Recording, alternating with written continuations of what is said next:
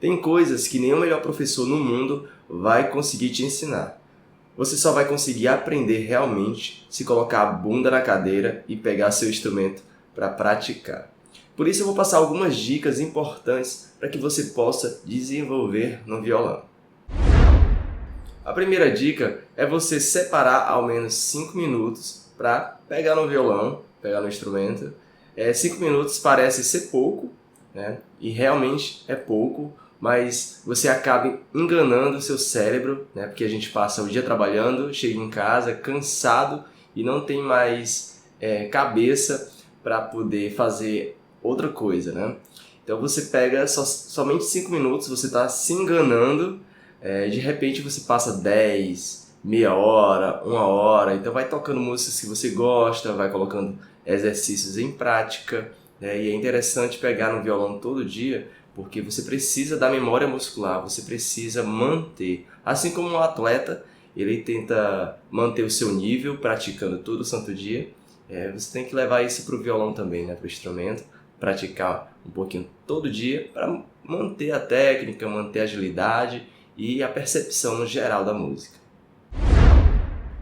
A segunda dica, pessoal, antes mesmo de você pegar no instrumento, você já ter um material que você possa estudar, né? Não adianta você passar o dia com o violão debaixo do sovaco, que você não vai melhorar, né? Só vai melhorar se você tiver um método, seguir um passo a passo para poder se desenvolver. E para você que quer se desenvolver no instrumento, eu vou deixar meu treinamento de violão aqui na descrição e no comentário fixado, para que você possa conferir, caso você goste, né? Você possa estudar esse material seguindo um passo a passo. Daí quando você pega no instrumento, já sabe o que estudar e não vai perder aquele tempo precioso que você separou para praticar violão, não é mesmo? Essa última dica, ela é muito importante, apesar que nem sempre você vai precisar estar com o instrumento em mãos para poder exercitar, para poder fazer essa função, que é escutar música.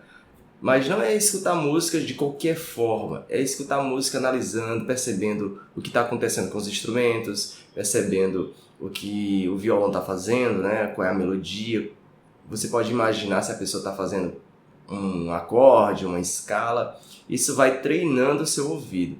Antes mesmo de você tocar qualquer música ou querer aprender tocar a música no violão, no instrumento, você deve ter essa música bem internalizada na mente para depois passar, né, para o violão. Assim fica muito mais fácil de você desenvolver e não vai perder a paciência, que eu vejo que muita gente perde a paciência tentando pegar a música de ouvido, tentando tirar o arranjo, porque muitas vezes também não está internalizado o som, a melodia, a harmonia.